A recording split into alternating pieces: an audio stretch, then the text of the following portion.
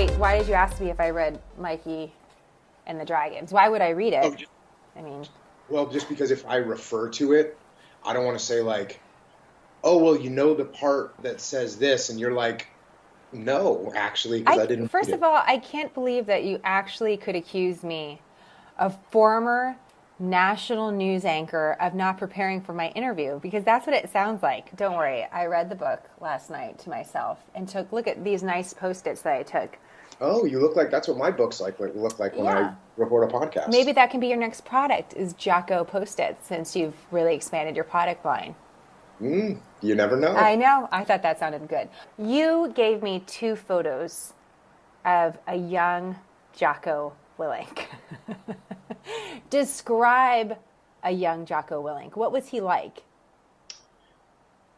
I would say at the young age photos that I sent you, I was pretty, pretty much an average kid. I was pretty much an average American kid.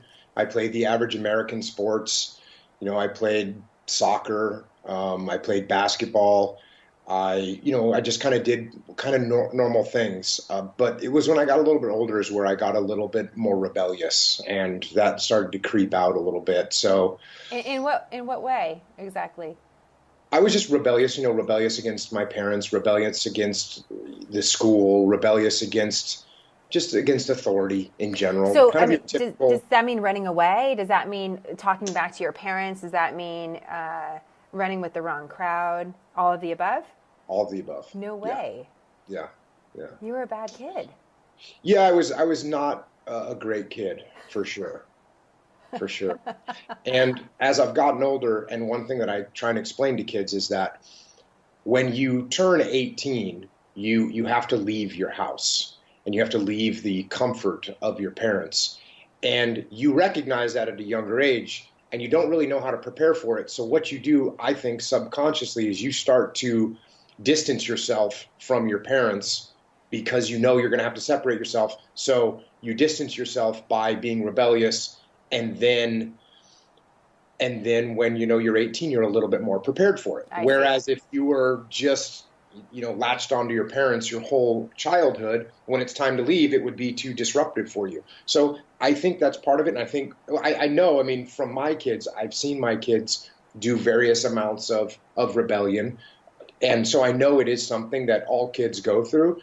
And I mean, there's whole books and movies and myths about teenage rebellion. So it's a real thing. And I definitely was a rebellious young teenager, and I was always rebellious. I was rebellious even when I was in the Navy. I was rebellious in my own, special way. I found ways to rebel. So yeah, I was a Well, pretty rebellious kid. and so some of the books that you've written, Way of the Warrior Kid, really apply to kids from a young age, but all the way really through their teenage years. And then your other books sort of pick up from that point on. But this book, in many ways, is geared towards a younger child, like we saw in your photos. And I would say, what were you gearing it towards? A toddler to like 7 years old, 8, 9? Were you kind of thinking that range? Yeah, and it's weird because as I wrote the book, I definitely was aiming it towards a younger crowd, and because Way of the Warrior Kid is a longer book, and it can be read by a kid, but it's a harder read for a kid. And I wanted this book to be really appealing to kids and wanted kids to want to listen to it. And so yeah, I would say I aimed it at 3, 4, 5, 6, 7, 8 years old, Yeah. something like that. And it's great because it's all in a rhyme, so it's easy to read. And you're really tackling a question for young Mikey, which is something that he fears. He has a lot of fears, actually. Did you have a lot of fears when you were a little kid? You said you were an average American kid. What did you fear most? I had every fear that every kid or most kids have, and every kid's scared of something.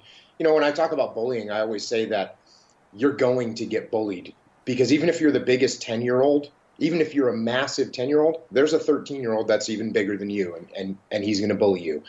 And if you're the massive 13-year-old, there's a 15-year-old that's going to bully you. So you're going to get bullied, and you're going to be afraid of things. You're going to be afraid of the unknown. And just like every other kid, as I was a little kid, I was scared of normal things that kids are scared of. I was scared of the dark. I was scared of the monsters. I was scared of water. I was scared, just like a normal kid, and had to overcome those fears. And that's kind of where And, I see that with my own kids. And I think one thing that happened to me with my own kids is, in my job when I was in the military, it was always like, oh, well, what's going on in my world, because I'm in the military and it's really important and it's really big and I have real big things to contend with. And, oh, I wish I could be a little kid, because little kids, they don't, if I'd be looking at my kids saying, oh, you don't know how lucky you have it because you're just a little kid. You don't have to contend with anything fierce in the world.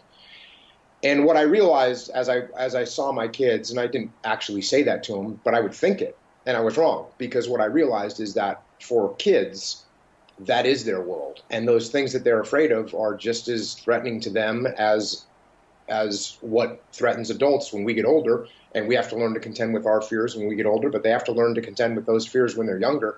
And that's why I talked about, this book. And I know we were talking about Jordan Peterson earlier, and, one of the things that he talks about with dragons is that dragons are sort of the consolidated fears of human beings, because they breathe fire, which humans are afraid of fires. We're afraid of monsters. We're afraid of being ripped apart. So they have giant teeth. They can fly, so we can't hide from them. They've got all these in mythology, everyone's scared of snakes. So dragons have these, they have scales, and so it's all these things kind of conglomerated together. And if you know how to contend with the fear of dragons, then you can figure out how to contend with the fear of other things in the world. I don't want to give too much of the book away, but there's a nice twist about the dragons at the end that proves your point. But I think people should read it, because it surprised me reading the book about where it was going. I was a little worried about Mikey. Oh, well, and of course his other character that you introduce in all of it. Are you still scared of the dark, by the way? Do you have a nightlight that we should know about? I am not scared of the dark. No, I am not scared of the dark. But I actually get asked, on the Warrior Kid podcast, I just answered the question again, which I always get I get probably 5 questions a week that are, how do I overcome fear of the dark? So I get that question all the time, and I answer it once every 5 or 6 podcasts, so I can spin it a little bit differently and answer it for little Jimmy or little Sarah or little Freddie, because they want to hear it, that I'm talking to them. So, but yeah, kids are scared of the dark. Why? Because you don't know what's in there. You want to know who's not scared of the dark? My 2-year-old Liberty, who likes to hide herself in dark closets. She's not afraid of anything, that little. I mean, it's just, I don't know what to make of it. But you've met Liberty. I have, yeah. You could see that in her, I think. Yeah, she's a bold young child. Well, she's got the name. So you're getting these questions, I mean, what do you think is the key as a parent, but also, in your role now, to telling kids how to overcome their fear? What do you keep going back to? You've got to face your fear. You've got to go on the offense. You've got to stand up and not hide from it. If you hide from what you're afraid of, you never find out what is behind it. And so that's the basic premise, is stand up and face your fear. And it's interesting, too, because I've talked about this when we were in Iraq. The difference between being on offense and being on defense is a huge psychological difference. And it feels great to be on offense. It feels great to go and attack the problem. And it feels horrible when the problem is attacking you. And that's the same thing with fear. So if you're afraid of something, and what you do is you hide from it and you don't face it, it is going to win. And yet, if you stand up and you face what it is, you're going to find out, as the prince finds out, that the things that they're afraid of aren't as big as they think they're going to be. Aren't exactly what they seem. There's so many different nuances in the book, but since you mentioned being deployed to Iraq, I want to read this one section. There's a section in the book, and so you mentioned the prince. The prince gets introduced in the book. Little Mikey's reading a story about a prince. And in this story about the prince, so as a reader, you get sort of 2 stories in this book. You get the story of Mikey, but then you get the story of the prince, which is really cool. So it's a story within a story. But for this prince, the prince loses his father.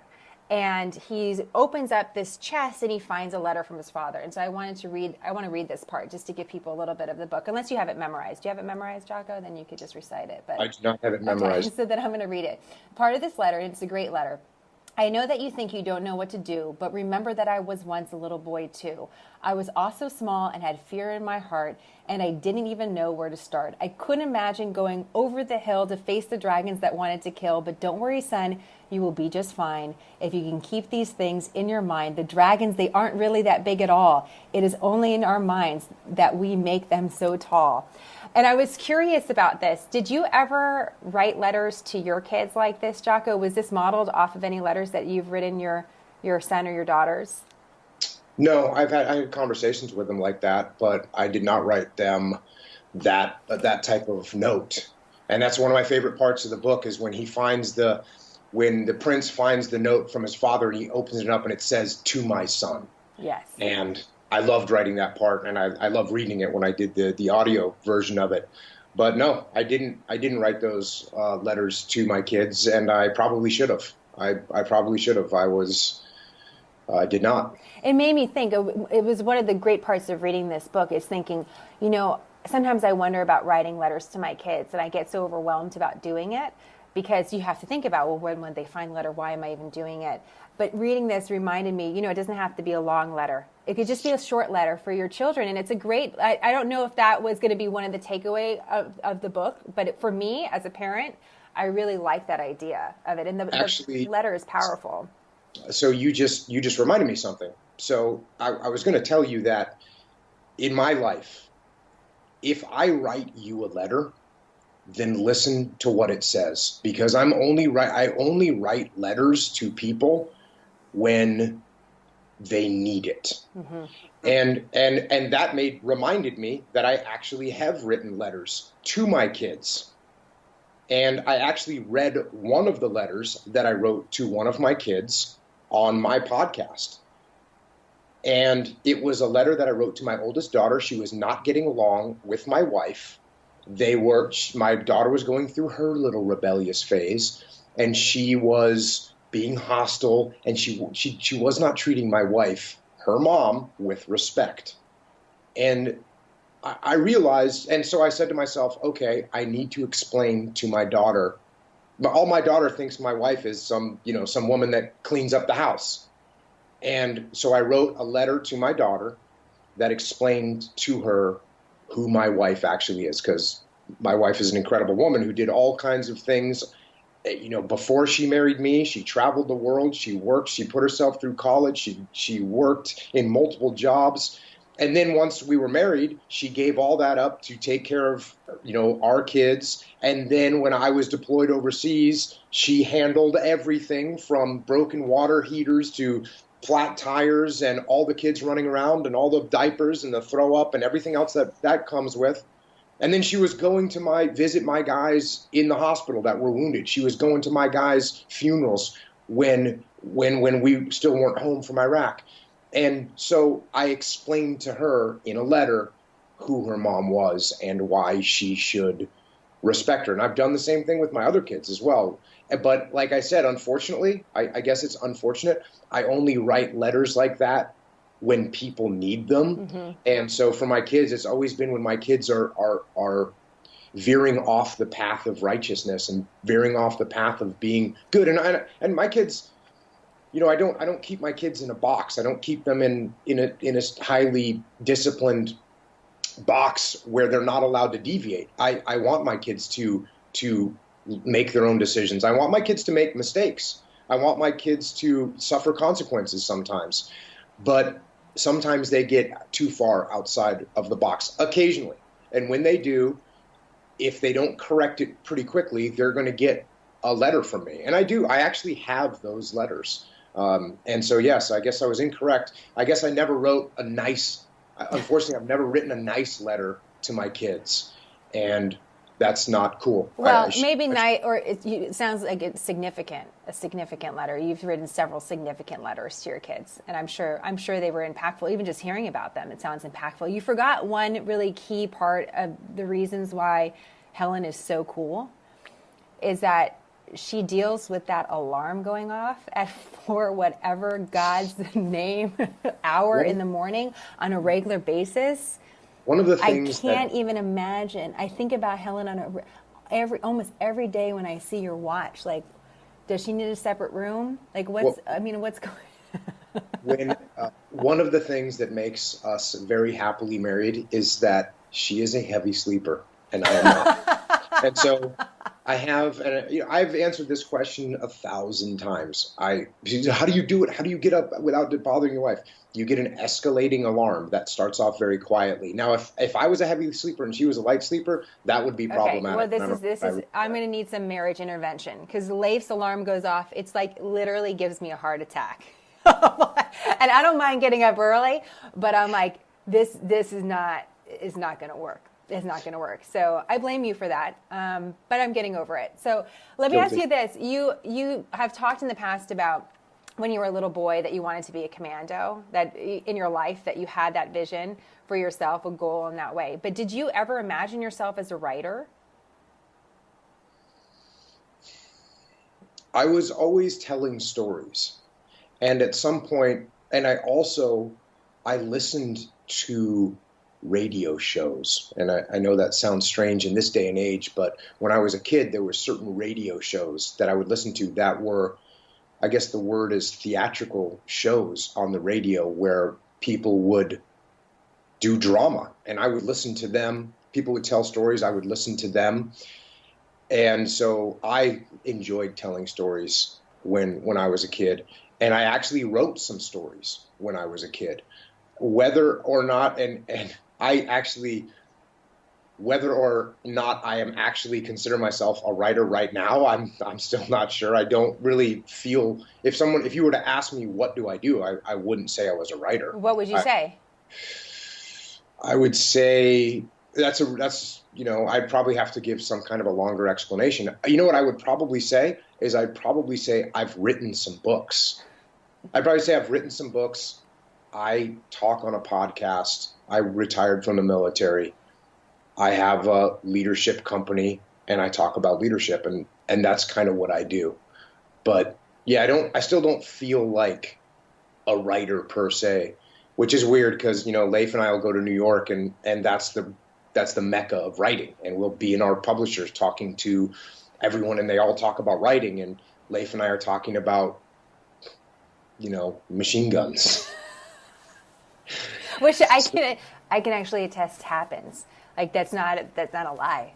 And then there's sound effects and there's all this sort of descriptions and that really does happen. So I can affirm that. But even though you don't think about yourself per se as a writer, how many best-selling books do you have at this point? Have all of them been bestsellers, Jocko?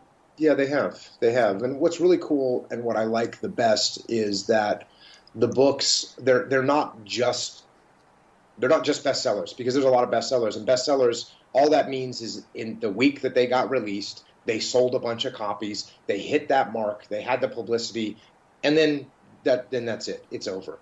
And with all the books, starting with Extreme Ownership and the dichotomy of leadership and the Discipline Equals Freedom Field Manual, and both the kids book and this kid book coming out, they all sell all the time, continually, and that to me is a testament to an actual good book, because it's not just the people that saw the thing on the news and said, oh, I'll buy that book.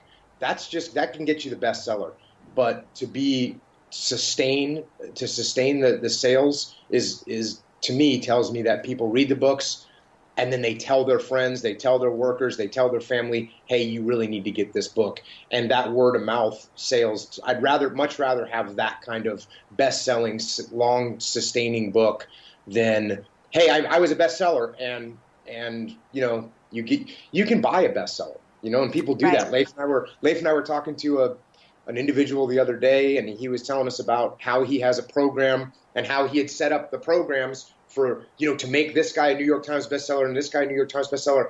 And we were kind of looked at each other because there's a price tag on it. Of course. Right. Yeah. So we were too dumb. We were too dumb to know that. No, otherwise, but listen, your books have impacted people in a lot of, and you could really see it in their faces when they're talking about the books, and it's really special.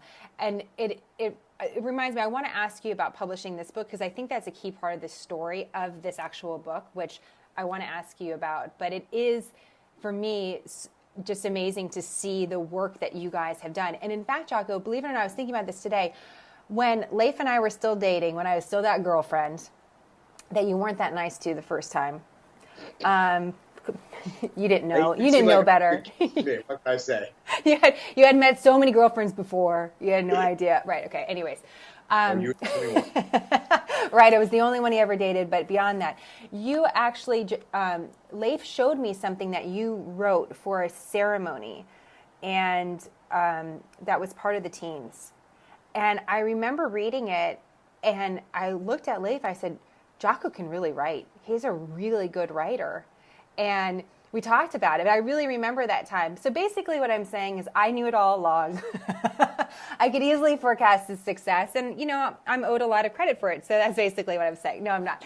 Let me ask you about publishing this book. So you were told, you've mentioned this a few times online. I'm sure you've talked about it at some extent. But I want people to know, because I think it's an important part of the message of the book about facing fears or facing things that are obstacles. And so take us back. You had this idea for this book. You've published a bunch of books over the last couple of years. And basically you were told what by a publisher about this book, despite all your success? Yeah, so I was actually negotiating 3 more books with my publisher. And to make a long story short, there were 2 kids' books and 1 adult book, and I was negotiating all of them. One of them was the Way of the Warrior Kid #3. One of them was a follow-up to the Discipline Equals Freedom Field Manual. Which my mother loves, by the way. My mother loves the field manual. Just so you know, she's hardcore. I just want to tell you. But go ahead. That is Sorry. awesome. Yeah, she is. And then this book, Mikey and the Dragons. And I had written Mikey and the Dragons at this point. And I wrote Mikey and the Dragons. I wrote half of it. One night I woke up at 3 o'clock in the morning, and I had the idea, and I went out and wrote it. And I wrote it all the way up until the story within a story. And then then I was busy, and a week later I woke up at 3:30 in the morning and I wrote the rest of it. It probably took me 3 hours to write the whole thing. And so I had written it, and I had talked to John, who did the art for Way of the Warrior Kid, and I said, hey, look, this is a much more detailed art book. And he's like, I'm in, we can make it happen. And so then I told my publisher, look, I really love this book, and I really, not only that I love it, but I just want to get it into the hands of kids, because I wish I would have had this book when I was 5 years old and 6 years old and 7 years old. So I just want to get this thing published by Christmas and get it to kids, for Christmas. And I did not think that was a big ask. These people published millions of copies of books. And the answer came back, no, we can't do that. And I said, well, I understand it's a little rush, but can we just get it done, by Thanksgiving, and that way people can have it? And the answer was no. And was there a reason for it? Was it just like, well, there's just too many books in the hopper, like we're not going to be able to print this? What? There is a bunch of reasons, and I don't want to sound too harsh on the publisher. There are a ton of reasons. The reasons they have is, and the primary reason is they have a sales cycle that they work on, and they've got to take these books and they've got to get them into the stores, and they've got to pitch them to people, and they've got to get the stores to say, yep, we want to order some. And that cycle takes a really long time. It takes a year. And so they wanted to publish Mikey and the Dragons the following year. Like, it was 18 months away. Got it. And I'm thinking to myself, how am I going to sit on this story that is that I couldn't even contain it in my mind. I couldn't contain it. How am I going to contain it for another 18 months without talking about it, without telling people about it, without sharing the story with kids? And I said, look, I really want to get this thing published. I'm not worried about the sales cycle. I'm not worried about anything. I'll promote it. I'll be able to sell it. And they came back and said, there's no scenario where this book gets published by kids. And I was like, I gave them one more chance, and I said, are you sure? And they said, yes. And I said, okay. And at this point, I had already thought about starting a publishing company primarily because I have people come on my podcast that have amazing stories, and I would want them to be able to tell their stories and want them to be able to get whatever they wrote published, which can be really hard with publishers because it's hard to get a book published. 100%. And so I figured I was going to kind of at some point just start publishing books and having the people that come on my podcast, if they write something, I could just publish it and get it out there, and then people get to read what they wrote. So that was the idea that was in my head, and I'd kind of done some research and some background about it, and I had actually done the preliminary work of setting it up. So when they said to me, there's no scenario where this gets published by November, I kind of smiled to myself and said, okay, watch this. And I pulled the trigger on the publishing company, and I got it done. And so now the book comes out November 15th. Now, unfortunately, I wasn't aware of how many people were going to buy this book. And so right now I'm panicking, not panicking, but right now I'm as quickly as I can printing more copies because I didn't get enough run. And I've got multiple printers around America that are printing as many copies as they can, as quickly as they can. And it's a complex book. There's color, the binding. It's not just a quick print book. It's a very beautiful piece of art. Yeah, it is pretty. I mean, tough, but pretty. Yeah, I think I love it. Now, so does that mean, Jocko, that I'm just showing everybody it? Does that mean that is it sold in every single bookstore? Is Amazon your primary way to do it when you self-publish, or how does that work? It will go into other bookstores, but I have so many orders from Amazon that I have to go and just fill all the Amazon orders right now. Yeah. Yeah. That's awesome. And I mean, it's not even out yet. People are going to be hearing this interview when it comes out. That's so. Well, it'll be out then because it comes out tomorrow. Tomorrow. Yeah. Yeah, it comes out November 15th. See, this is why I've orchestrated this way. You see how that works? It's good. Brilliant. Yeah, it's really good. Okay. Final question. I actually have to confront you about something. It's going to get a little uncomfortable. A couple weeks ago. Well, first of all, we should go back in time. Do you remember that conversation when you were like, Jenna, why do I need Instagram? Like, I don't want to do Instagram. Do you remember that conversation? I remember conversations where I don't even need social media. Yes, remember that? I actually distinctly remember it because it was during the time that Extreme Ownership was coming out, and you were living in our apartment for like 8-9 days, right? With my toddler right next door to you, which super comfortable and relaxing, in a small New York City apartment. You didn't have Twitter.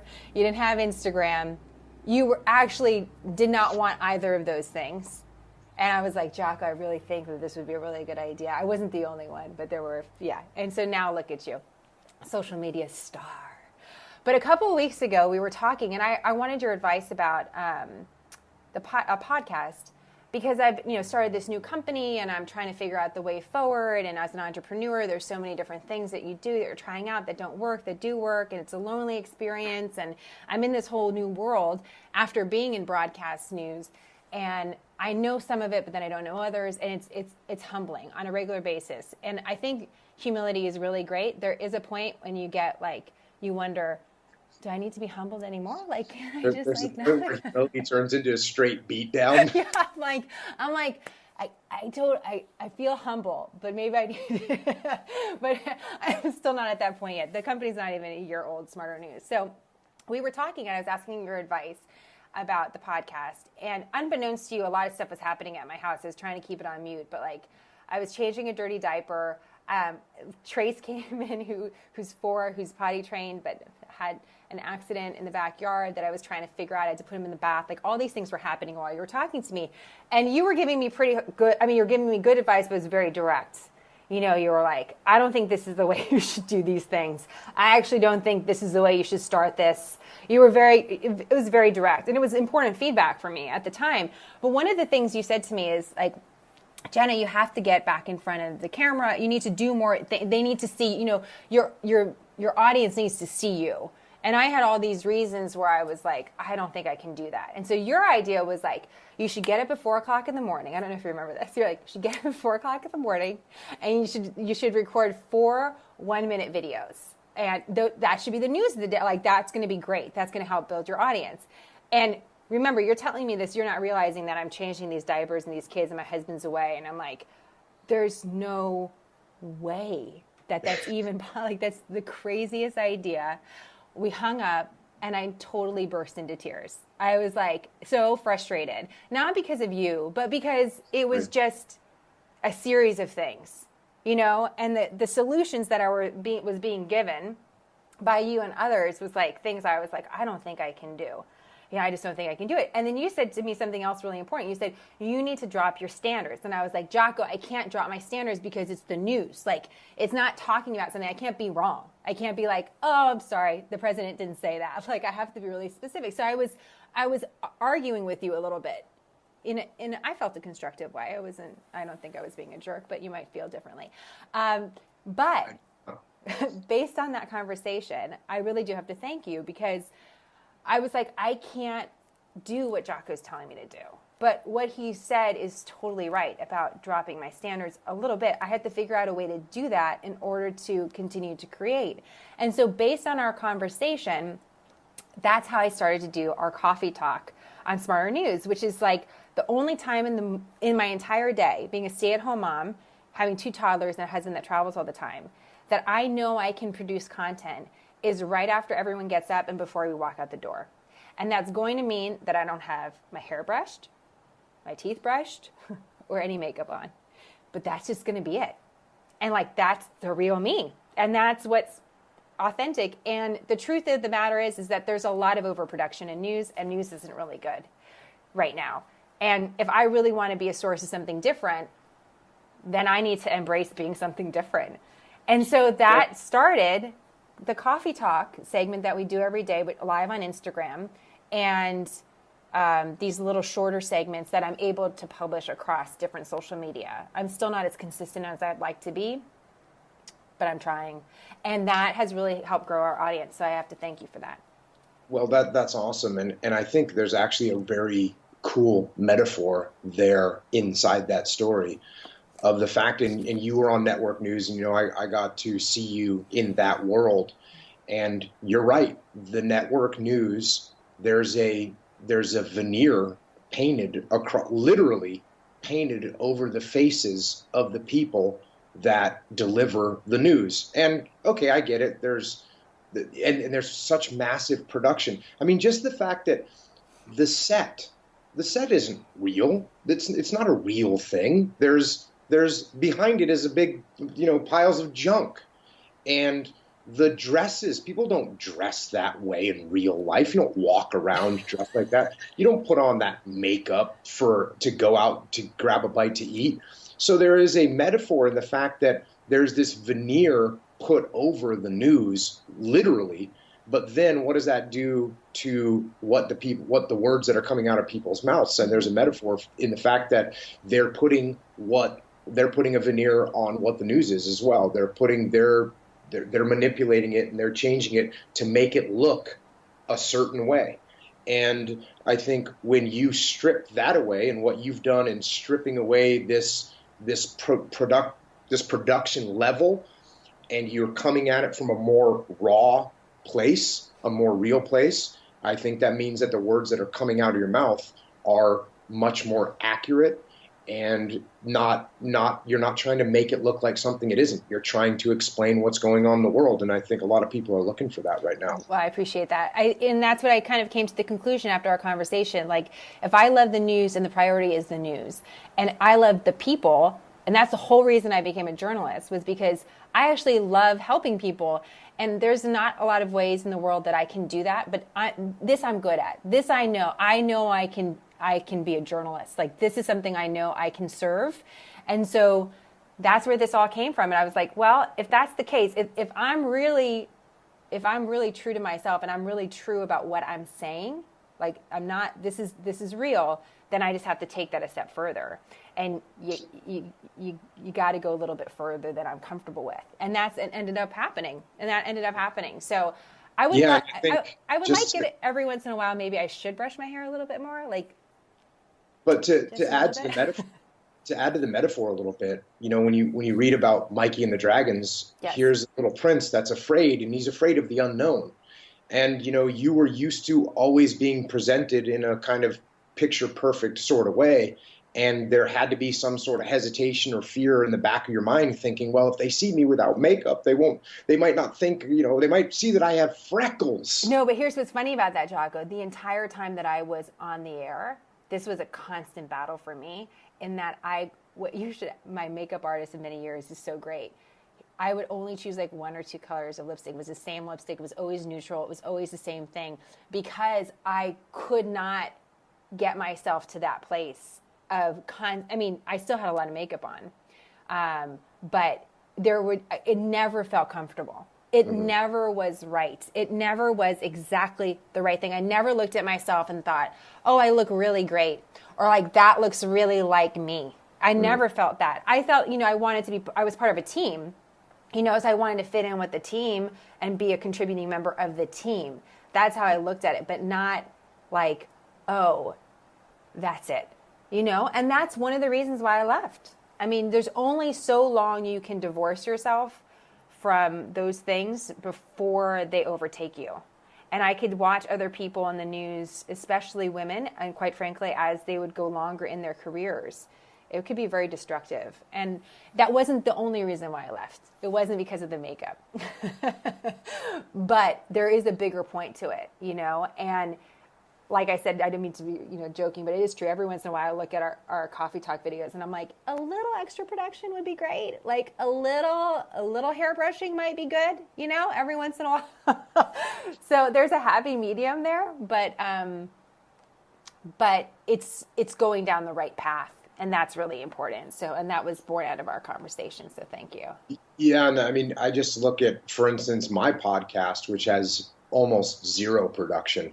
No theme song, no intro music, there's almost no editing. It's black and white. It's stripped away. I try and make it as stripped away as I can, because I just want people to see me for me, and for just, hey, there's no veneer here. This is just who I am, and that's the way it is. And I think that one of the reasons the podcast is popular is because of that, is because when you contrast that with, hyper production and the veneer that people paint over themselves because they want to come across differently as who they are, I think that shows through. And I think that's why something like what you're doing will also start to rise, because people see that you're just you're a person, you've put some effort into this, not in the effort of putting on production together, but effort into actually know what you're talking about and be able to deliver good information. And that's infinitely more important than the way you look or the graphics that are popping on the screen behind you. Yes, absolutely. So there we go. We're full circle, because there's a great message in this book about for kids, and not making things bigger in their minds than they actually are, which is great. And I really love the story of the prince, and I really love that letter. And I think I can see that framed on a lot of walls in the future. So we're going to have, maybe that's another Jocko product that we can put together. But beyond that, even as an adult, I think that is a great takeaway, which is that there are so many times that you're trying to confront something, you're going into the unknown. And when you actually get there, like when I'm actually, for example, just doing coffee talk in my pajamas with, with my kids running around, it's not as scary and actually can be done. And that's how you can get to kind of the other side. And that's all we're all trying to do in life, is get to the other side of whatever is immediately in front of us. And so I think it's a really good message. It's too bad, but it's also not bad that someone told you that this book was not going to be out by Christmas. So congratulations. I think it's going to be another hit. And appreciate it, Jocko. Thank you very much. Thanks for having me on.